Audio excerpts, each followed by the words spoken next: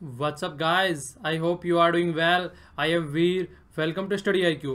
Code देखे कितनी शानदार है ये। सारा जहां उसी का है जो मुस्कुराना जानता है, रोशनी भी उसी की है जो शमा जलाना जानता है।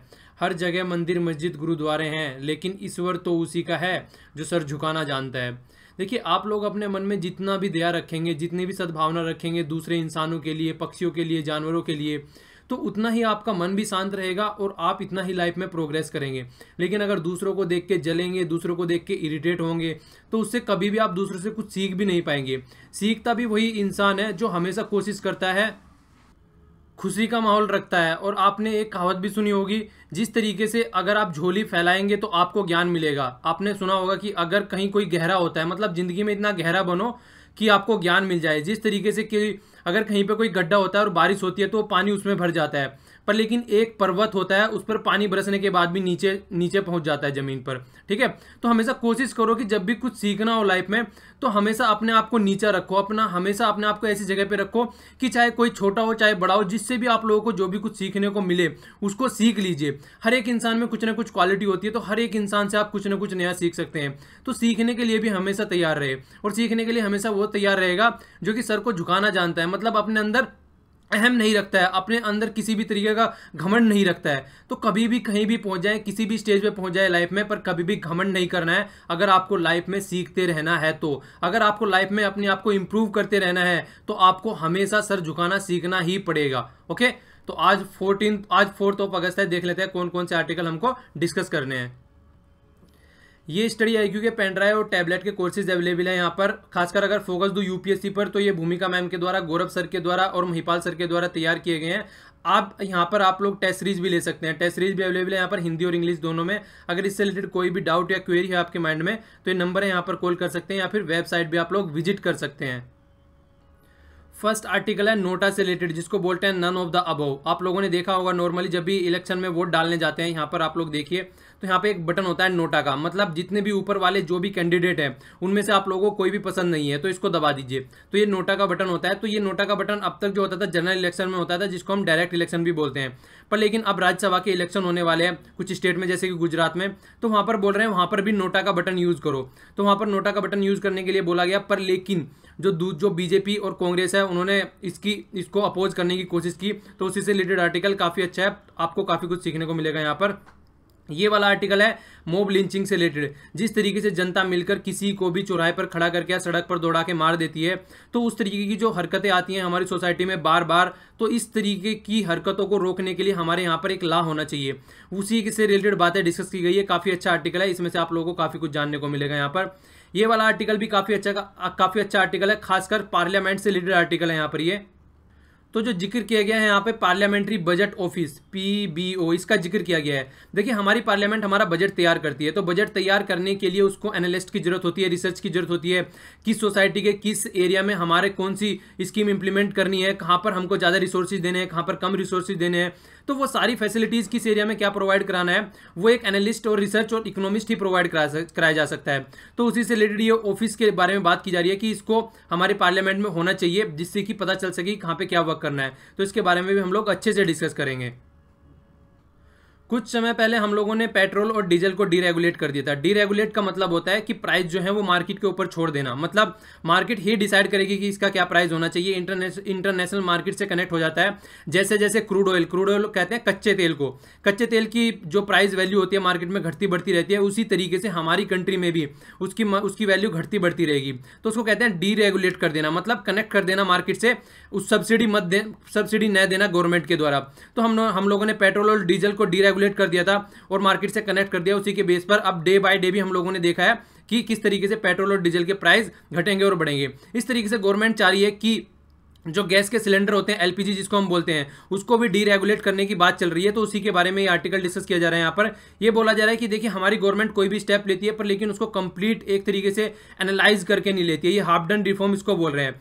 दोनों तरीके से वैसे सही है, अगर डीरेगुलेट कर सकते हैं। देखिए, आज की डेट में जो पेट्रोलियम प्राइस है, अगर देखा जाए पहले के कंपेयर में एक मॉडरेट चल रहा है, एक बार तो आके काफ़ी कम हो गया था अगर 14-15 में देखा जाए, पर लेकिन आज की डेट में मॉडरेट चल रहा है। अगर आज की डेट में डीरेगुलेट कर देते हैं तो गवर्नमेंट इसको अपॉर्चुनिटी की तरीके से यूज़ करना चाहती है, क्योंकि अगर आने वाले टाइम में पेट्रोल के प्राइस बढ़ जा रहे हैं तो उसको डीरेगुलेट करना पॉसिबल नहीं रहेगा उस टाइम पर, क्योंकि जनता के ऊपर डायरेक्ट बहुत ज़्यादा बर्डन पड़ जाएगा।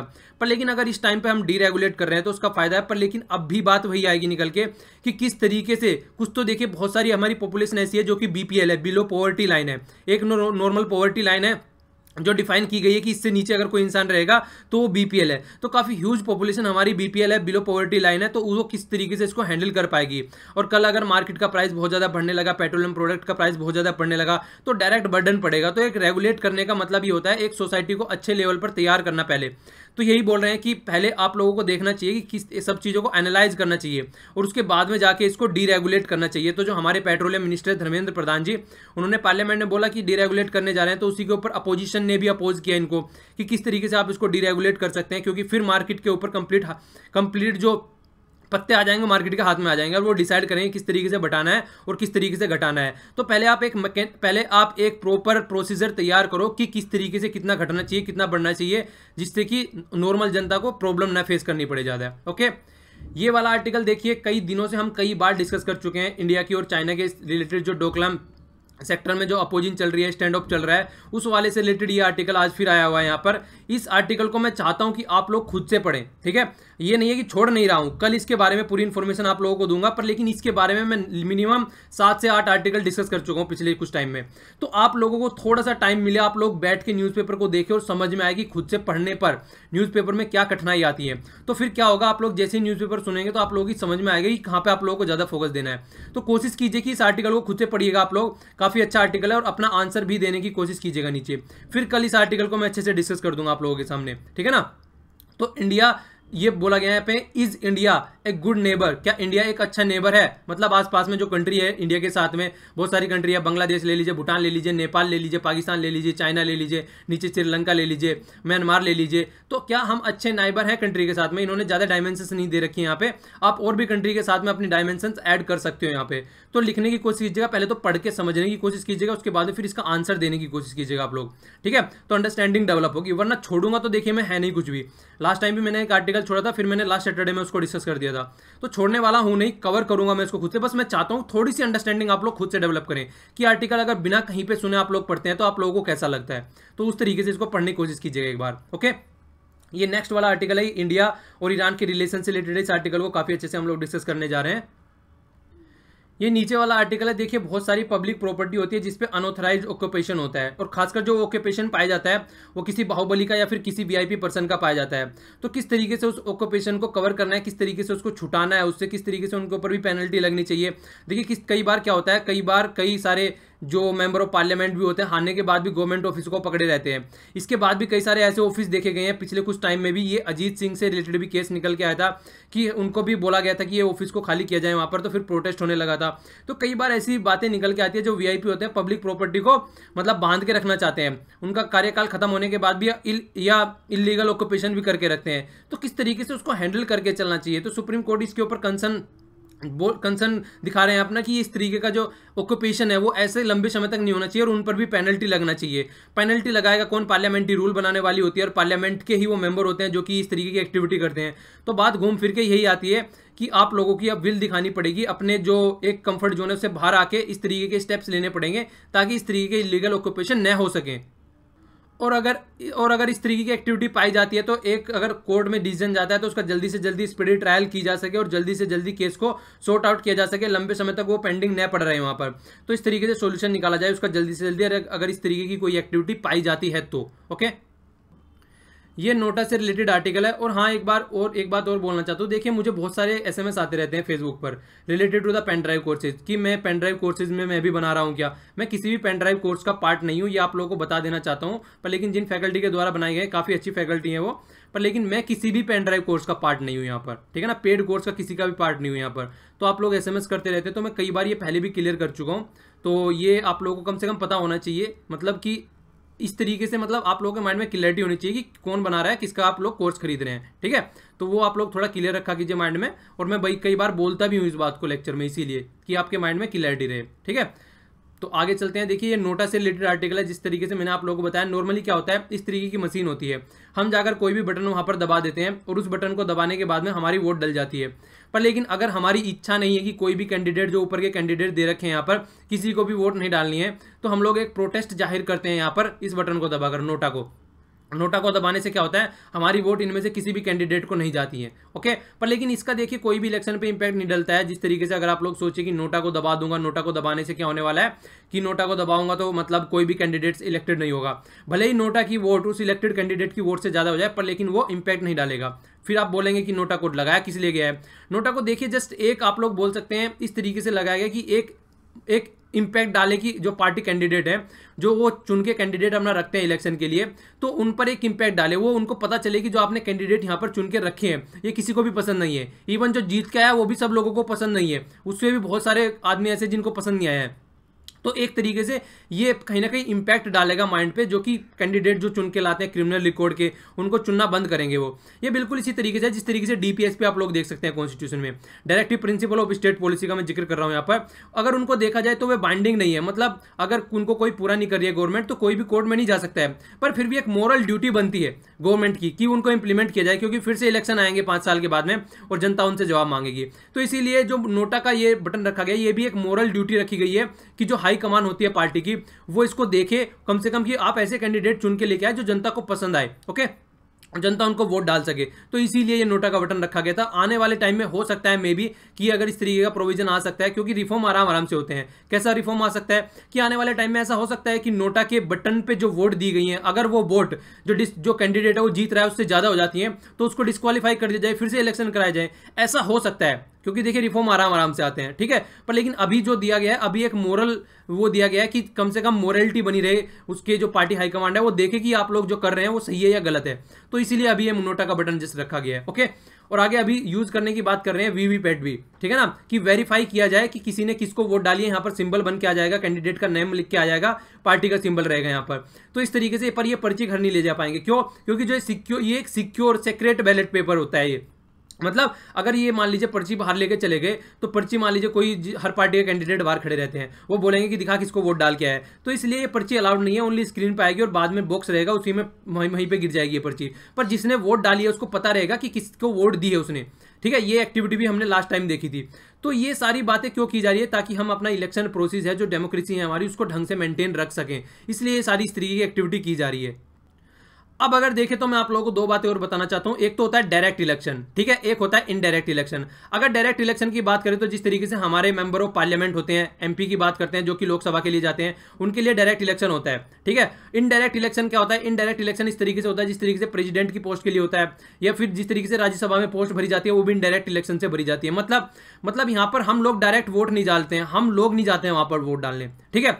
हमारे चुने हुए नुमाइंदे वोट डालने जाते हैं मैक्सिमम, अगर प्रेसिडेंट के इलेक्शन की मैं बात करूं तो वहां पर। तो इस तरीके से इनडायरेक्ट डेमोक्रेसी भी इसको बोला जाता है, ठीक है। हमारे द्वारा चुने गए कैंडिडेट हमारे ऊपर रूल करते हैं, एक तरीके से देखा जाए, पर रूल तो हमारे द्वारा चुने गए हैं ना, ऐसा नहीं है कि वो कहीं से आगे बैठ गए। तो अब तक जो डायरेक्ट इलेक्शन होते थे उनमें अगर हम लोग यूज कर रहे हैं नोटा तो वो समझ में आता था। इनडायरेक्ट इलेक्शन में अगर नोटा यूज कर रहे हैं तो यहाँ पर उसके ऊपर प्रोटेस्ट जाहिर किया गया है बीजेपी और कांग्रेस दोनों पार्टी के द्वारा। आखिर ये प्रोटेस्ट जाहिर क्यों कर रहे हैं वो मैं अभी बताता हूं आप लोगों को। ये बाद वाला पोर्शन है वैसे आर्टिकल का, पर आप लोगों को पहले बता देता हूं जिससे माइंड में क्लैरिटी आ जाए। देखिए नोटा का बटन अगर आ गया तो क्या होगा? नॉर्मली क्या होती है, व्हिप जारी करती है कोई भी पार्टी जब कैंडिडेट की अटेंडेंस की बात आती है। अगर मेंबर ऑफ पार्लियामेंट की स्टेट लेजिस्लेटिव की बात करूं मैं वहां पर, तो बात क्या होती है, एक व्हिप जारी की जाती है कि आपको यहां पर आकर अटेंडेंस रखनी है और डिबेट करना है। अगर पार्लियामेंट या फिर स्टेट लेजिस्लेटिव की बात करूं तो व्हिप तो जारी कर देंगे वो, लेकिन व्हिप जारी करने के बाद में क्या होगा, अगर कोई भी कैंडिडेट उनके हिसाब से जो हाई कमान होती है उनकी पार्टी की हाई कमांड के हिसाब से जो कैंडिडेट वो चूज कर रहे हैं इलेक्शन के लिए, अगर उसको वोट नहीं डालते हैं तो क्या पहले क्या होता था, अगर अपोज करते हैं किसी तरीके से व्हिप का अपोज करते हैं तो कैंडिडेट को डिस्क्वालीफाई किया जा सकता था। पर लेकिन अगर नोटा का बटन आ जाएगा तो वो अपना प्रोटेस्ट कर सकते हैं, वहां पर किसी भी कैंडिडेट को वोट दे सकते हैं वो, क्योंकि नोटा का बटन अवेलेबल है वहां पर, तो एंटी डिफेक्शन लॉ यहां पर अप्लाई नहीं होगा। तो इस तरीके से कहीं ना कहीं आप लोग देखेंगे कि जो पार्टी की हाई कमान है वो अपने आप का जो लीडरशिप है उसी को ऐसा है पाएगी कि वो अपने कैंडिडेट पर कंट्रोल नहीं कर पा रही है, ठीक है।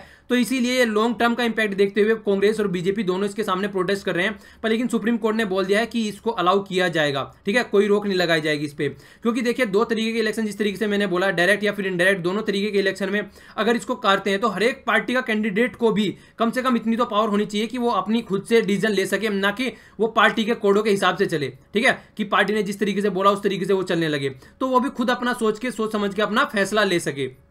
तो यही बात की गई है। तो कांग्रेस और बीजेपी दोनों चाहती हैं कि ये यहाँ पर अलाउ ना किया जाए, पर लेकिन सुप्रीम कोर्ट ने और इलेक्शन कमिश्नर ऑफ इंडिया ने दोनों ने बोल दिया है कि इसको अलाउ किया जाएगा, इसको रोका नहीं जा सकता। और सिंस 2014 से हम देखिए इसको यूज भी कर रहे हैं इलेक्शन में। ओके, तो राज्यसभा के अभी इलेक्शन होने वाले हैं, तो उसी के बेस पर बातें बताई जा रही है। तो देखिए एक बात और निकल के आ रही है जो राज्यसभा में, ये बातें आप लोगों को याद रखनी है, कई बार क्वेश्चन आ जाता है राज्यसभा में या प्रेसिडेंट के इलेक्शन की जब बात करते हैं, वहां पर प्रोपोर्शनल रिप्रेजेंटेशन सिस्टम होता है। क्या होता है ये? देखिए एक ही वोट होती है, जैसे मान लीजिए मेरी वोट है और मेरी वोट है, जैसे मुझे प्रेसिडेंट के कैंडिडेट है, यहाँ पे 2 कैंडिडेट थे जैसे यहाँ पे अभी, ठीक है ना, एक तो राम कोविंद जी थे और दूसरी मीरा कुमार जी थी। तो मैं अपनी वोट अपना प्रेफरेंस दूंगा। फर्स्ट प्रेफरेंस मान लीजिए मैंने राम कोविंद जी को दे दिया, सेकंड प्रेफरेंस मैंने मीरा कुमार जी को दे दिया। मान लीजिए बी कोई इंसान है, उसने क्या किया, फर्स्ट प्रेफरेंस मीरा कुमार जी को दे दिया, सेकंड प्रेफरेंस राम कोविंद जी को दे दिया।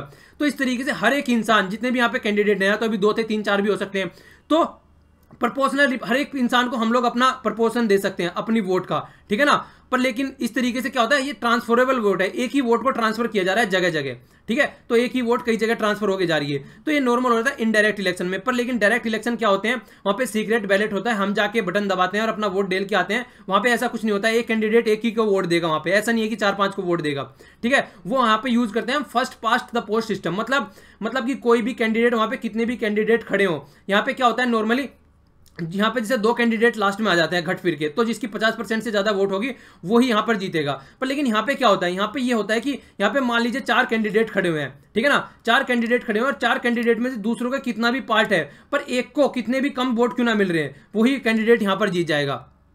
तो यहाँ पर ऐसा नहीं है कि 50% वोट ही होना जरूरी है, 50% से 35-35%, 40-40% पर जीतती है, जिस तरीके से अभी बीजेपी भी जीत कर आई थी लगभग। तो लगभग 50% से क्या 40% से भी कम वोट रहती है, क्योंकि बहुत जगह डिवाइड हो जाती है, किसी को 10% मिल रही है, किसी को 15% मिल रही है, किसी को 20% मिल रही है, तो वो वोट कट जाती है यहाँ पर, ठीक है। तो इस तरीके से भी कई बार एक्टिविटी देखने को मिलती है। तो ये प्रिंसिपल हम यूज करते हैं डायरेक्ट इलेक्शन जो हमारे यहाँ पर होते हैं। ओके, तो यही है कि देखिए अगर नोटा का बटन रहेगा तो कहीं ना कहीं जो हम नॉर्मल जनता को, जो हमारा कॉमन पॉपुलेशन है, उनको हम क्या करते हैं, प्रोटेस्ट करने का एक राइट देते हैं with the help of NOTA. But अब ये अगर यहाँ पर भी यूज होता है तो जो हमारे एमपी या फिर मेंबर ऑफ पार्लियामेंट या फिर मेंबर ऑफ लेजिस्लेटिव असेंबली है, उनके पास भी ऑप्शन रहेगा अपना प्रोटेस्ट दर्ज करने का कहीं ना कहीं। तो ये बात बोली जा रही है। आप बताइए कि इसको इंप्लीमेंट करना चाहिए या नहीं करना चाहिए, आपकी राय क्या है इससे रिलेटेड, नीचे कमेंट बॉक्स में लिखिएगा। और यहाँ पर इससे रिलेटेड बताइएगा जो वीवीपीएटी मशीन है ये इंडिया में किन कंपनियों के द्वारा बनाई जाती है। 2 कंपनियों के द्वारा इंडिया में बनाई जाती है ये मशीन, ठीक है। काफी कंट्रोवर्सी में थी, खासकर जब से यूपी में इलेक्शन हुए थे, तो आम आदमी पार्टी और जो मायावती जी हैं उन्होंने प्रोटेस्ट जाहिर किया था कि कुछ ना कुछ गड़बड़ हो रही है इसमें मशीन में, ठीक है ना, वोटिंग मशीन में। तो इसीलिए फिर इसको यूज करने की बात की गई थी, तो काफी न्यूज में थी। तो आप लोगों को बताना कि जो ये मशीनें होती हैं ये किसके द्वारा बनाई जाती है कंप्लीटली। 2 यहाँ पर आप लोग 2 कंपनी है इंडिया की काफी अच्छी जिनके द्वारा बनाई गई मशीन है। एक का नाम तो यहीं दिख रहा है, हालांकि धुंधला धुंधला दिख रहा है। चलिए बताइएगा नीचे कमेंट बॉक्स में। देखिए ये रिलेटेड टू है एक्ट बनाने का एंटी मॉब लिंचिंग, मतलब जो मॉब लिंचिंग होती है भीड़ के द्वारा, मतलब अपने आप ही मिलके किसी प्रोसेस से न हुए। नॉर्मल क्या होता है, कोर्ट में किया जाता है, कोर्ट में केस जाने के बाद में पहले मान लीजिए हाई कोर्ट में चला गया, फिर सुप्रीम कोर्ट में चला गया, फिर प्रेसिडेंट के पास भी केस जाता है जिससे कि उसका कोई सोल्यूशन निकाला जाए। पर लेकिन भीड़ अपने आप ही मिलकर सोल्यूशन निकाल देती है। उसी तरीके से जिस तरीके से मूवी देखी होगी आप लोगों ने देवा की अदालत, जिस तरीके से सनी देओल के पास में सब लोग जाते हैं और बोलता है कि देवा की अदालत 5 बजे के बाद स्टार्ट होती है। तो यहाँ पर वो अदालत होती है जो जनता की अदालत होती है। तो जनता की अदालत जनता खुद ही अपना डिसीजन सुना देती है बिना किसी लीगल प्रोसेस से होते हुए। तो देखिए ये गलत बात है, क्योंकि अगर इस तरीके से जनता ही खुद अपना डिसीजन सुनाने लगी तो कहीं ना कहीं ये एक इस तरीके की सिचुएशन बन जाएगी कि लॉ एंड ऑर्डर की कंडीशन कहीं पर रहेगी नहीं, कोई भी किसी से भी दुश्मनी निकाल के चला जाएगा। तो यही बात बोली जा रही है कि अगर इस तरीके की एक्टिविटी सोसाइटी में पाई जाती है तो कहीं ना कहीं जो नॉर्मल इंसान है उसका जीना हराम हो जाएगा और कोई भी डिक्टेटर इंसान आके कुछ भी करके चला जाएगा और बोल देगा कि ये जनता के द्वारा किया गया है। ओके, तो इस तरीके की एक्टिविटी सोसाइटी में ना हो, इसी के लिए एक लाभ बनाने की बात की जा रही है कि एक ऐसा लॉ निकल के आना चाहिए जिसके बेस पर जो इस तरीके की एक्टिविटी सोसाइटी में हो रही हैं उनको रोका जा सके। और हमारी सोसाइटी देखिए सबसे बड़ी बात यह है कितने सारे रिलीजन है, कितनी सारी कास्ट है, जरा सी बात पर लड़ने झगड़ने के लिए तैयार हो जाते हैं। तो उनको रोका जा सके, इस तरीके की लड़ाई हमारी सोसाइटी में न हो। तो इस तरीके से ये मॉब लिंचिंग के लिए एक एक्ट बनाने की बात कर रहे हैं यहाँ पर। तो राइटर जो यहाँ से स्टार्ट करते हैं तो एक डेटा एक वेबसाइट से स्टार्ट करते हैं। इस वेबसाइट का नाम है इंडिया स्पेंड। तो इस वेबसाइट के हिसाब से अगर देखा जाए जो इसने जो मॉब लिंचिंग से रिलेटेड या फिर एक्टिविटी कोई भी इस तरीके की हो रही है उससे रिलेटेड जो यहाँ पर इसने इन्फॉर्मेशन रखी है, तो उसके हिसाब से अगर देखा जाए 2000 से 2017 तक लगभग बोला कितने लगभग 28 पीपल को मारा जा चुका है और लगभग 63 ऐसे इंसिडेंट हो चुके हैं, ठीक है ना। और 97% तो तब से हुए हैं 2014 से, जब से नरेंद्र मोदी की गवर्नमेंट आई है। तो कहीं ना कहीं गवर्नमेंट को क्रिटिसाइज कर रहे हैं डायरेक्ट और इनडायरेक्ट वे में। और 86% जो माना जा रहा है यहाँ पे मुस्लिम मारे गए हैं, यहाँ पर ये बात की जा रही है, जो मुस्लिम भाई हैं सोसाइटी में उन पर ज्यादा अटैक होते हैं। क्यों? क्योंकि देखिए हमारे यहाँ पर सबसे बड़ी बात आती है गाय से रिलेटेड बात आती है निकल के, कि गाय का मांस खाने की बात आती है, कि गाय का मांस खाया जा रहा है और उसके ऊपर इनको मारा जा रहा है, तो ये बात आती है निकल के। तो कहीं ना कहीं एक तरीके से हमारी सोसाइटी में जो हार्मनी बनी हुई है, जो इतनी सारी हमारे यहाँ पर कास्ट और इतने सारे रिलीजन जो मिलकर रहते हैं, तो जरा सी बात पे बिना किसी की बात पे इस तरीके की एक्टिविटी हो जाती है, तो फिर क्या होता है, मुजफ्फरनगर जैसे दंगे निकल के सामने आते हैं। तो इनको रोकने की बात ये कर रहे हैं और इसीलिए बोल रहे हैं कि यहाँ पर एक एंटी लिंचिंग एक्ट होना चाहिए, जिससे कि अगर इस तरीके की कोई भी हरकत सोसाइटी में हो रही है तो उसको रोका जा सके। और अगर काउ से रिलेटेड जो लिंचिंग हुई है उसमें देखा जाए 2017 की ही बात करें, लगभग 20 अटैक हो चुके हैं अभी फर्स्ट 6 मंथ में ही, ठीक है। और अगर 75% यहाँ पर देखा जाए 2016 के हिसाब से इंक्रीज हुए यहाँ पर। तो यहाँ पर क्या किया गया है, प्रोटेस्ट दर्ज किया जा रहा है national campaign for against mob lynching, ठीक है, NCAML।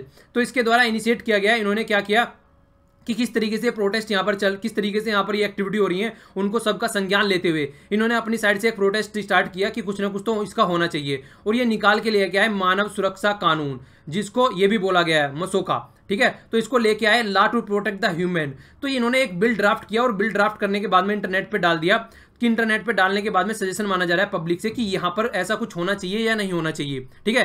ये तो वहाँ सजेशन मांग रहे हैं। मैं इस क्वेश्चन के बाद में आप लोगों से यही क्वेश्चन पूछूंगा, आप लोगों को क्या सजेशन है इससे रिलेटेड, इस तरीके का एक्ट होना चाहिए क्या, यहाँ पर ऐसा एक्ट होना चाहिए कि अगर सोसाइटी में इस तरीके की एक्टिविटी हो रही है तो आपका क्या सजेशन है। देखिए, being a citizen of India आपको भी अपना दिमाग खोल के सोचना चाहिए, ठीक है। अपने दिमाग से अगर कोई इस तरीके की एक्टिविटी सोसाइटी में हो रही है तो उस पर सोचिए कि इसका सोल्यूशन क्या निकाला जा सकता है। तो अपने दिमाग को थोड़ा सा उस तरीके से यूज करने की कोशिश कीजिए कि सोल्यूशन ओरिएंटेड रखा जाए।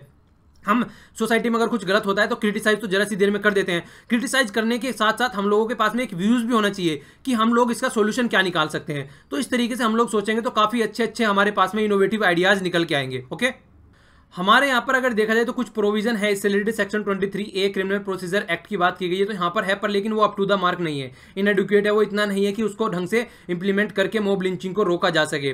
तो इन्होंने जो ड्राफ्ट किया है, ये NCAML ने जो ड्राफ्ट किया है अभी ये, तो इस ड्राफ्ट के बेस पर देखा जा रहा है कि इसमें यहाँ पे प्रॉपर वे में डिफाइन किया गया है, जो कि फर्स्ट टाइम हो रहा है इंडिया में अगर लीगल सिस्टम में देखा जाए, कि लिंचिंग क्या होती है, मॉब क्या होती है, विक्टिम क्या होता है, किस तरीके से मॉब लिंचिंग होती है। तो वो सारी चीजें यहाँ पर डिफाइन की गई है और उन्होंने इसको नॉन बेलेबल कि किसको बेल भी नहीं मिलनी चाहिए अगर इस तरीके का ऑफेंस किया जा रहा है, ठीक है। और क्रिमिनलाइज एक्टिविटी में इसको डाला जा रहा है। और देखिए, जो ड्यूटी करने वाले पुलिसमैन होते हैं उनका भी कर्तव्य होता है कि इसको रोका जाए। कई बार होता है भीड़ टूट के पड़ती है सामने, और सामने से क्या होता है, खड़ा होकर देखते रहते हैं, कोई भी इस तरीके की एक्टिविटी में पार्टिसिपेट नहीं करता है कि इसको रोका जा सके। सामने से खड़े होकर देखते रहते हैं जो भी हो रहा है, ठीक है, तो उसको रोका जा सके, उसके बारे में कुछ सोचा जा सके। तो इसी तरीके से क्या होना है कि गारंटी देनी है कि कहीं ना कहीं इसको रोका जाए और इसका सॉल्यूशन कुछ ना कुछ निकाला जाए। तो ये बात निकल के आती है। ओके, तो स्पीडी ट्रायल होएगा, इसका प्रॉपर वे में चीजों को हैंडल किया जाएगा। तो ये बात निकल के आ रही है। पर लेकिन इसके कुछ देखिए, हर चीज के कुछ पॉजिटिव इंपैक्ट होते हैं, कुछ नेगेटिव इंपैक्ट होते हैं। तो यहाँ पर कुछ नेगेटिव इंपैक्ट की बात की जा रही है कि मान लीजिए मॉब लिंचिंग की बात अब तो कर रहे हैं, मॉब लिंचिंग ला तो बना दी यहाँ पर, इस तरीके से एक्ट तो बना दिया इन्होंने, पर लेकिन कल को क्या होगा, अगर जो पार्टी है यहाँ पर, कोई गवर्नमेंट है यहाँ पर, वो क्या करेगी, अगर कोई प्रोटेस्ट कर रहा है, धरना दे रहा है, कोई लेबर प्रोटेस्ट प्लानिंग कर रही है इस तरीके से, तो उन्हीं के खिलाफ पुलिस को यूज किया जा सकता है उनका प्रोटेस्ट रोकने के लिए। तो इस तरीके की एक्टिविटी भी देखने को मिल सकती है। तो हम लोगों को एक्ट तो बनाने के बारे में सोच रहे हैं, उसकी सारी डायमेंशंस भी हम लोगों को देखनी चाहिए कि उसके क्या नेगेटिव इंपैक्ट हो सकते हैं। ओके, तो कोई भी बात अगर होती है सोसाइटी में, देखिए लॉ बनाने से काम नहीं चल जाता है। लॉ तो पता नहीं कैसे कैसे बन चुके हैं आज तक, पर लेकिन कुछ भी इंप्लीमेंट नहीं हुआ है। ये भी लॉ बन रखा है कि पॉलीथीन यूज नहीं करनी है, काफी समय तक दिल्ली में भी इंप्लीमेंट हो चुका है ये, लेकिन एक भी जगह आज तक इसका देखने को डिविडेंस मिलता है, हर एक इंसान यूज कर रहा है यार। तो लॉ बनाना एक अलग बात है, लॉ तो बना लिया, मान लिया लेजिस्लेटर ने लॉ तो बना दिया, पर लेकिन जो इंप्लीमेंट करना है, इन्फोर्मेंस जो इन्फोर्स करने वाली जो मशीनरी है, वो किस तरीके से वर्क कर रही है, वो उसका नेगेटिव यूज तो नहीं कर पा रही है कुछ। तो उस पर ज्यादा फोकस देना है हम लोगों को, एज कंपेयर टू लॉ पर तो देना ही देना है, पर लेकिन वहां पर भी फोकस रखना है। सिविल सोसाइटी को भी हेजिटेट नहीं होना है इस तरीके की डिमांड करते हुए, क्योंकि जब बात आती है माइनॉरिटी की तो उस पर फोकस देकर चलना चाहिए। अच्छा, ये बताइए हमारे कॉन्स्टिट्यूशन में कितने तरीके की माइनॉरिटी होती है, माइनॉरिटी कितने तरीके की होती है, और कहां पर किस किस आर्टिकल में माइनॉरिटी के बारे में जिक्र किया गया, रखा गया हमारे कॉन्स्टिट्यूशन में। चलिए आर्टिकल रहने दीजिए, यही बताइए कितने तरीके की माइनॉरिटी हमारे कॉन्स्टिट्यूशन में बताया गया कि माइनॉरिटी ये होती है, ठीक है। तो नीचे कमेंट बॉक्स में बताइएगा आप लोग। अगर यूएन के हिसाब से भी देखा जाए, यूएन के दूत जहां रिकॉग्नाइज करते हैं, यूएन के जहां भी दूत रहते हैं, उनके हिसाब से भी देखा जाए तो माइनॉरिटी हर एक वर्ल्ड में वनरेबल कंडीशन फेस कर रही है। मतलब कहीं ना कहीं उनको सीरियस थ्रेट है हर एक तरीके से। तो मॉब लिंचिंग के इस तरीके का ड्राफ्ट करना ही करना चाहिए। इसके साथ में हम लोगों को क्या देखना चाहिए कि किस तरीके से पुलिस में भी रिफॉर्म करना है। पुलिस के रिफॉर्म भी होने जरूरी है इसके साथ में, मॉब लिंचिंग के ला के साथ साथ में। ऐसा नहीं है कि एक चीज को कर दिया जाए और दूसरे को छोड़ दिया जाए। पुलिस में रिफॉर्म की भी बहुत सारी कमेटी सेट हो चुकी है, बहुत सारी बातें कर चुकी हैं, पर पुलिस में आज तक रिफॉर्म नहीं हुआ है। तो हमको चारों तरफ देख के चलना है, ऐसा नहीं है कि हमको यूनिडायरेक्शनल चलना है। तो ये आर्टिकल में डिस्कस किया गया है। आप लोग बताइए आपके क्या व्यूज है इसके ऊपर, सोच के थोड़ा लिखिएगा, 2-4 लाइन लिखने की कोशिश कीजिएगा, चाहे हिंदी में लिखिए या इंग्लिश में लिखिए, कुछ भी लिखिए बस, लेकिन लिखने की कोशिश कीजिए जिससे कि आप लोगों के अंदर से जो हेजिटेशन है वो निकल के बाहर आ सके। और देखिए अगर कोई नीचे आंसर देता है तो उसका आंसर भी एनालाइज करने की कोशिश किया कीजिए, ठीक है। तो एक दूसरे को सपोर्ट कीजिए, ये नहीं है कि अपने, क्योंकि दूसरे वाले ने जो आंसर लिखा है उससे कुछ सीखने को मिल सकता है। और फालतू में कमेंट ना किया कीजिए, फालतू में आधे से ज्यादा कमेंट तो उल्टे सीधे रहते हैं। किसी लड़की ने कमेंट कर दिया, उसके नीचे 2-3 कमेंट वैसे आ जाते हैं, क्या कर रही हो, मतलब उल्टे सीधे भी कमेंट आते हैं यार। पढ़ाई पे फोकस रखिए थोड़ा सा। बाकी तो सब चीज़ें करने के लिए और दुनिया भर के यूट्यूब चैनल आप लोग वहाँ पर ये काम कर सकते हैं, पर यहाँ थोड़ा स्टडी के पॉइंट ऑफ व्यू से आप लोग ध्यान रखिए, ठीक है। तो थोड़ा सा सीखिए एक दूसरे को और सिखाइए, इस तरीके का इन्वायरमेंट बनाने की कोशिश कीजिए। कहने का मतलब बस ये है मेरा, ओके। काफ़ी अच्छा आर्टिकल है। देखिए हमारे यहाँ पर बजट प्रैक्टिस होती है, बजट बनाया जाता है। तो बजट जो होता है एक ऐसा प्रोविजन हो रखा और गया है हमारे कॉन्स्टिट्यूशन में कि एक तरीके से जब बजट बनाया जाता है तो बजट जब निकल के आता है तो वो कहीं ना कहीं पूरे साल जो हमारी कंट्री में जो भी खर्चा होना है उसका पूरा खाका होता है। तो बजट बनाने के लिए एक प्रॉपर वे में एनालाइज करना चीज़ों को जरूरी है। तो यहाँ पर बात की जा रही है एस्टेब्लिश करने की पार्लियामेंट्री बजट ऑफिस। तो पार्लियामेंट्री बजट ऑफिस अगर बनाया जाता है यहाँ पर तो बहुत सारे फायदे हो सकते हैं। इसके पर कई सारे कंसर्न भी निकल के आ रहे हैं, किस तरीके से बनना है, किस तरीके से इंप्लीमेंट करना है। तो सबसे पहली बात तो यही है कि इसको इंडिपेंडेंट होना चाहिए, इंपार्शियल होना चाहिए, डायरेक्टली टू द पार्लियामेंट, पर लेकिन किसी के द्वारा कंट्रोल नहीं किया जाना चाहिए, ठीक है। तो टेक्निकल इसका जो ऑब्जेक्टिव होता है अगर देखा जाए तो प्रोवाइड करता है टेक्निकल और ऑब्जेक्टिव एनालिसिस, बजट में क्या क्या रखना है, किस तरीके से फाइनेंस कहाँ पे क्या खर्चा करना है, तो कमेटी को सजेशन भी देना। तो इस तरीके के ये काम करने का इसका काम होता है। पर लेकिन अगर पार्लियामेंट को देखा जाए तो पार्लियामेंट अपने आप बजट बनाती है, इस तरीके की एक्टिविटी इन्वॉल्व नहीं रहती है हमारे यहाँ पर। तो क्रिटिसाइज कर रहे हैं यहाँ पर पार्लियामेंट को कि पार्लियामेंट बजट बनाती है, पार्लियामेंट इस तरीके के काम करती है, पर लेकिन पार्लियामेंट इनएडुकेट है इस तरीके से इंप्लीमेंट करने में। क्योंकि आप लोग देख सकते हैं जिस तरीके से बजट एलोकेशन की बात आती है, हम लोगों ने इकोनॉमिक सर्वे के लेक्चर में भी ये सारी चीजें देखी थी कि जितना इनएडुकेट अगर देखा जाए तो बजट का एलोकेशन होता है, जहां पर बजट प्रोवाइड नहीं करना है वहां पर कर दिया जाता है कई बार, और जहां पर प्रोवाइड करने की बात होती है वहां पर बजट नहीं मिल पाता है। तो इस तरीके की एक्टिविटी देखने को मिलती है हमारे यहाँ पर कई टाइम। तो अगर प्रॉपर वे में उसको एनालाइज किया जाएगा, इस तरीके की यहाँ पर ये कमेटी सेट की जाएगी, पार्लियामेंट्री बजट ऑफिस PBO जिसको बोला गया है, ये सेट किया जाएगा, तो फिर एक प्रॉपर रिसर्च के बेस में काम किया जाएगा और जहां पर जो चीजें रखनी है वो वहीं पर ही रखी जाएगी। और इसका रीजन यही हम लोगों को देखने को मिलता है क्योंकि हमारे यहाँ पर हाई इकोनॉमिक ग्रोथ होने के बाद भी हम लोगों के यहाँ पर इनइक्वलिटी, पॉवर्टी देखने को मिलती है, अनएम्प्लॉयमेंट देखने को मिलती है, बच्चों में माल न्यूट्रिशन की प्रॉब्लम पाई जाती है, डिसीज पाई जाती है बहुत सारी, करप्शन देखने को मिलता है, और सोशल सर्विस जैसे हेल्थ और एजुकेशन की ये भी ढंग से प्रोवाइड नहीं की जाती है। तो ये कहीं ना कहीं रीजन जो निकल के आता है, ये इसी की वजह से इस तरीके की एक्टिविटी हम लोगों को देखने को मिलती है। बजट के बारे में क्या बोल रहे हैं, बजट एक तरीके से कॉन्ट्रैक्ट है दोनों के बीच में, हमारे सिटीजन के बीच में और हमारी जो गवर्नमेंट है, स्टेट आप लोग बोल सकते हैं, उनके बीच में। तो ये देखिए हमारी मनी है, हमारे टैक्स के द्वारा पे की गई मनी है। तो इसको प्रॉपर वे में इसको हैंडल करना, प्रॉपर वे में इंप्लीमेंट करना और इसको ढंग से इसके रिलेटेड स्कीम बनाना, तो ये सीधा सीधा पार्लियामेंट का काम है। पर पार्लियामेंट अपना काम ढंग से नहीं कर पा रही है यहाँ पर, ये बोल रहे हैं यहाँ पर आर्टिकल लिखने वाले। तो पार्लियामेंट की बात नहीं करें यहाँ पर, ये स्टेट लेजिस्लेचर की बात करें कि दोनों फेल हो गए, किस तरीके से इकोनॉमिक से रिलेटेड जो बातें हैं उनको ढंग से टैकल करके चलना है। और स्टेट लेजिस्लेटिव भी ले लीजिए, दोनों को ले लीजिए, दोनों ही डिसीजन मेकिंग ढंग से नहीं कर पा रहे हैं रिलेटेड टू द जो कि सेटिस्फाई कर सके यहाँ पर हमारी पॉपुलेशन को। तो पार्लियामेंट को रिक्वायर है कि इस तरीके से कि यहाँ पर भी एक BPO टाइप की इस तरीके का एक ऑफिस होना चाहिए जो कि ये सब चीज़ों को हैंडल कर सके, कहाँ पर कितना प्रोवाइड कराना है बजट, कहाँ पर किस तरीके कौन सा एरिया में ज़्यादा कमी चल रही है, तो प्रॉपर डिबेट चल सके, प्रॉपर क्वालिटी की चीज़ें निकल के आए, फाइनेंस कहाँ पर अवेलेबल कराना है, कहाँ पर एक मीनिंगफुल इंगेजमेंट होकर आना है। तो वो सारी एक्टिविटी होनी चाहिए हमारी पार्लियामेंट्री डेमोक्रेसी के अंदर भी। यहाँ पर बात की गई है OECD की भी, यहाँ पर इसको बोलते हैं organization for economic cooperation and development. इसमें चाहिए बताइए कि इसका हेडक्वार्टर कहाँ है और कितने मेंबर है इसमें, और इंडिया इसका मेंबर है या नहीं है। यहाँ पर भी अगर देखा जाए तो स्पेशलाइज बजट रिसर्च के लिए यूनिट अलग से रखी गई है।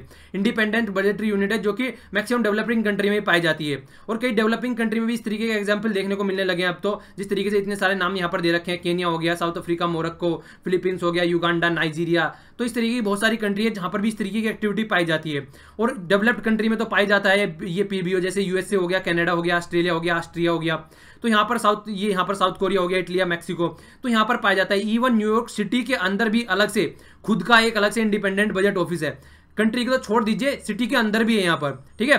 तो यहाँ पर कोर फंक्शन 4 बोले गए हैं। तो एक तो independent and the economic objective क्या क्या होना चाहिए उसको फोरकास्ट करना, बेसलाइन एस्टिमेट सर्वे देना, यहाँ पर किस तरीके से किस किस एरिया में क्या क्या एक्टिविटी हो रही है, यहाँ पर एनालाइज करना, बजट के प्रपोजल जो दिया गया उसको एनालाइज करना, और providing the medium term and the long term analysis, मतलब एक तरीके से डे बाय डे क्या हो रहा है इकोनॉमिक फील्ड में, ये चीजें भी ये प्रोवाइड कराते हैं जिससे कि प्रॉपर वे में बजट को हैंडल किया जा सके। तो कंट्री के तो छोड़ दीजिए, जो डेवलप कंट्री है वहां पर सिटीज के भी अलग से इस तरीके के ऑफिस है जिसपे वो वर्क करते हैं, ठीक है। तो इस तरीके के फंक्शन ये करते हैं, अलग फंक्शन भी ये परफॉर्म कर सकते हैं, जैसे जनरल इकोनॉमिक एनालिसिस भी ये कर सकते हैं, टैक्स रिलेटेड जैसे जीएसटी अभी इंप्लीमेंट किया गया है उसमें क्या प्रॉब्लम है, क्या चीजें सही है, लॉन्ग टर्म एनालिसिस भी दे सकते हैं, स्पेंडिंग कहाँ पे खर्च करनी है, कहाँ पे खर्च करना है, और बजटरी फ्रेमवर्क में क्या क्या प्रायोरिटी देनी चाहिए नेशनल को, वो भी ये बता सकते हैं, ठीक है। तो इसके अलावा मतलब इतनी सारी बातें ये दे सकते हैं, पर लेकिन इनको डिफरेंट बोला गया है। जो जनरल पार्लियामेंट्री रिसर्च विंग है उससे, या फिर इंफॉर्मेशन जो विंग है उससे अलग बोला गया है इसको, ठीक है ना। फाइनेंस कमेटी जो पब्लिक अकाउंट कमेटी है उनसे डिफरेंट बोला गया है। अब उनसे डिफरेंट है, ये उनसे अलग है, क्योंकि देखिए ये अवेलेबल है अलग, पर लेकिन ये भी सबके वहां ऑफिस है, एक इंडिपेंडेंट ऑफिस होते हैं, जबकि ये गवर्नमेंट के हिसाब से मैक्सिमम काम करते हैं। हालांकि यहाँ पे भी अपोजिशन के मेंबर होते हैं, पर लेकिन जो होल सोल अथॉरिटी कहीं ना कहीं घूम फिर के गवर्नमेंट के अंडर में आ जाती है। पर लेकिन ये जो पीबीओ बनाने की बात कर रहे हैं, ये इंडिपेंडेंट ऑफिस बनाने की बात यहाँ पर चल रही है, ये आप लोगों को ध्यान रखना है, ठीक है। तो ये इंडिपेंडेंट ऑफिस रहेगा, तो यहाँ पर कैसे कैसे इंसान रहेंगे, इंडिपेंडेंस और स्पेशलाइज्ड स्टाफ रहेगा यहाँ पर जो बजट को एनालाइज कर सके, इकोनॉमिस्ट रहेंगे यहाँ पर, पब्लिक फाइनेंस के एक्सपर्ट रहेंगे यहाँ पर। तो यहाँ पर ऐसे नहीं रहेंगे कि मेंबर ऑफ पार्लियामेंट जिनको बस वोट के द्वारा चुन के भेज दिया गया, जिनकी क्वालिफिकेशन के ऊपर भी कुछ नहीं है, कि क्वालिफिकेशन कोई डिफाइन नहीं कर रखी क्या क्वालिफिकेशन होनी चाहिए। तो वहाँ पर तो कोई भी इंसान जा सकता है, एक नॉर्मल इंसान भी जा सकता है वहाँ पर, जिसकी क्वालिफिकेशन कुछ नहीं है। पर लेकिन यहाँ पर एनालिस्ट होने चाहिए, इकोनॉमिस्ट होने चाहिए, फाइनेंस एक्सपर्ट होने चाहिए, जिनको इसमें रखा जाना चाहिए। तो इसके लिए फोकस करने की बात करें, इसलिए ये ऑफिस यहाँ पर हमारे यहाँ भी होना चाहिए। तो देखिए ये एक तो किस तरीके से होना चाहिए, नॉन पार्टीशन होना चाहिए, इंडिपेंडेंट होना चाहिए, मैंडेट कर सके, ऑल पार्लियामेंट्री कमेटी को सर्व कर सके ये, और ट्रांसपेरेंसी होनी चाहिए, एक्सेसिबिलिटी होनी चाहिए एक तरीके से देखा जाए, और एक तरीके से अंडरस्टैंडेबल भी होनी चाहिए जो ये अपनी रिपोर्ट तैयार करते हैं। मतलब एक इस तरीके से इनको अपना एनालिसिस निकाल के लेके आना है जिससे कि सब समझ सके, ठीक है। पार्लियामेंटर अब सबसे बड़ा रोल किसका आ गया, पार्लियामेंटेरियन का आ गया, वही इसको एस्टैब्लिश कर सकते हैं। तो इससे हेल्प मिलेगी इंप्रूव करने में, बजट में, पॉलिसीज में। तो देखिए कहीं ना कहीं सोचने की बात यही है कि अगर हम चाहते हैं कि हमारे यहाँ पर प्रॉपर वे का बजट रहे, प्रॉपर वे से उसको इंप्लीमेंट किया जाए, कहाँ पर क्या इंप्लीमेंटेशन होना है वो सब चीज़ें चलती रहे ढंग से, तो इसको हमको इंप्लीमेंट करना चाहिए, ठीक है। तो यही बात की गई है, और सबको इसको सपोर्ट करना चाहिए, पॉलिटिशियन को भी और पब्लिक की भी इसको सपोर्ट मिलनी चाहिए। आप लोग बताइए कि आप लोग चाहते हैं कि ये ऑफिस यहाँ पर होना चाहिए, अगर होना चाहिए तो नीचे बताइए कि क्या इससे जो फायदे होने वाले हैं आप लोगों को लगता है कि वो रियलिटी में ही इंप्लीमेंट किए जाएंगे तो फायदा होगा। आप लोगों के सामने एग्जांपल भी है, जितनी कंट्री का मैंने एग्जांपल दिया यहाँ पर, डेवलपिंग और डेवलप दोनों कंट्री का, तो आप लोगों के सामने एग्जांपल है, आप लोग अपना व्यू नीचे दीजिएगा इसके पॉइंट ऑफ व्यू से। नेक्स्ट आर्टिकल है वो है ईरान से रिलेटेड। अगर देखा जाए तो यहाँ पर बात की जा रही है, ये हो गया इराक और ये हो गया यहाँ पर ईरान। तो जो बात की जा रही है यहाँ पर, ये वाला जो एरिया लिया गया है ये, तो इस एरिया के बेस पर अगर देखा जाए तो बात क्या कर रहे हैं यहाँ पर, पहले तो ईरान की कैपिटल देख लीजिए, ईरान की कैपिटल तेहरान और ईरानियन इराल इसकी करेंसी है। तो बात क्या होती है, नॉर्मली हम क्या देखते हैं, अब तक हमारी रिलेशन अगर हम बात करते हैं तो इंडिया के रिलेशन को पहले जब भी देखा जाता था, इजराइल के साथ में हमारे किस तरीके के रिलेशन है, उसी तरीके से ईरान के साथ में, सऊदी अरेबिया के साथ में हमारे कैसे रिलेशन है, उस तरीके से देखा जाता था। मतलब ये सारी कंट्री मैक्सिमम चिढ़ती है इजराइल से, ठीक है। अगर इजराइल के साथ में हमारे रिलेशन अच्छे होते थे तो ये कहीं ना कहीं कट करने लगते थे हमसे। पर लेकिन आज की डेट में जो फंडा निकल के आ रहा है वो यहाँ पर बात की जा रही है ईरान की। क्यों? क्योंकि देखिए ईरान अपोज में है, ईरान के साथ में अपोजिशन में रहते हैं सऊदी अरेबिया हो गया, या फिर ये जितने भी कंट्री है सऊदी अरेबिया लेड जो गवर्नमेंट है, इसी के चलते इन्होंने कतार को भी अपने से अलग कर दिया।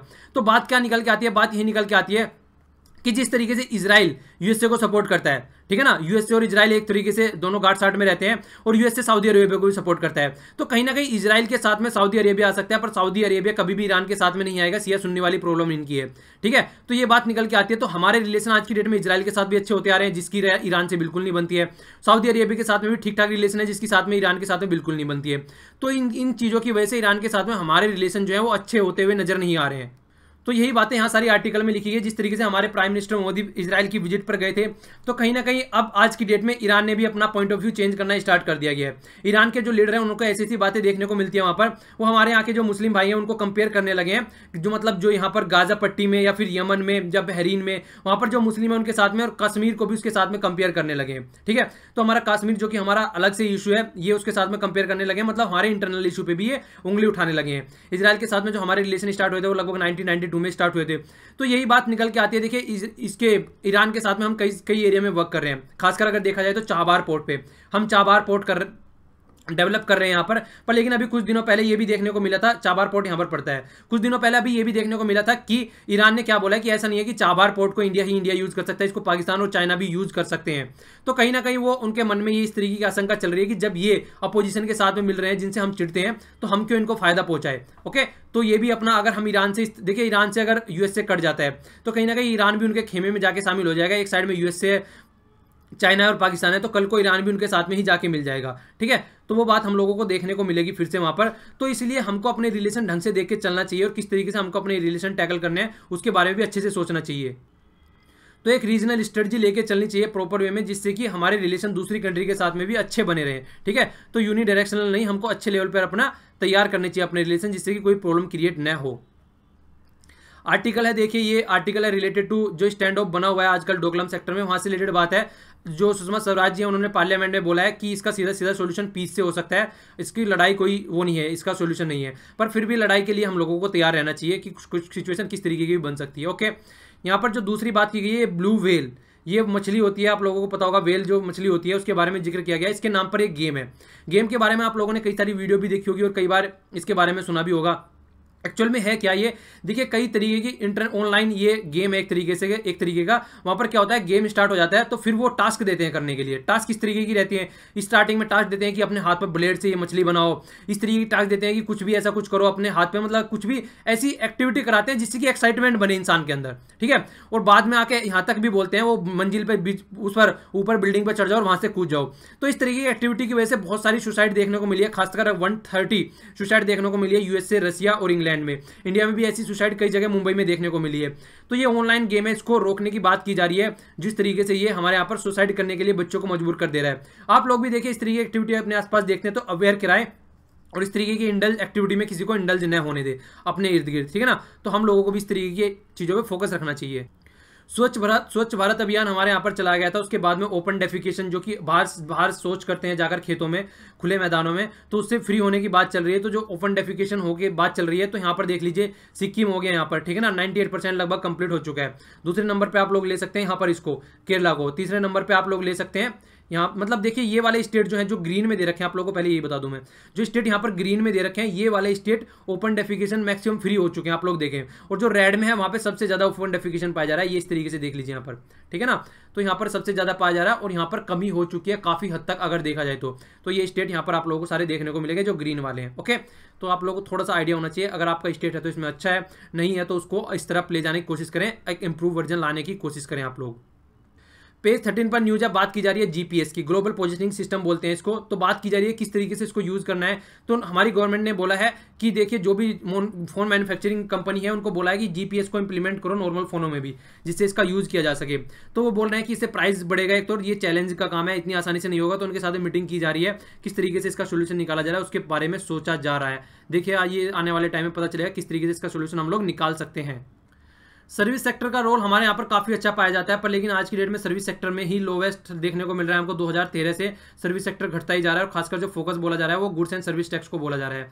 गुड्स एंड सर्विस टैक्स को जो फिर्म्स है जो सर्विस प्रोवाइड कराती है वो समझ नहीं पा रही है, नॉलेज की कमी से, या फिर आप लोग बोल सकते हैं कि प्रॉपर क्लियरिटी नहीं है बहुत सारे एरिया में। आप लोगों ने देखा सैनिटेशन पैड की हम लोगों ने जिक्र किया था, उसके अलावा भी हमने कई सारे ऐसे जिक्र किए थे जिस तरीके से अगर कोई आइटम खुला बेचा जा रहा है तो उस पर जीएसटी नहीं लगेगा, जिस तरीके से दाल वगैरह होती है, लेकिन अगर उसकी ब्रांड के तहत बेचा जा रहा है तो उस पर एक तरीके से गुड जीएसटी लगेगा।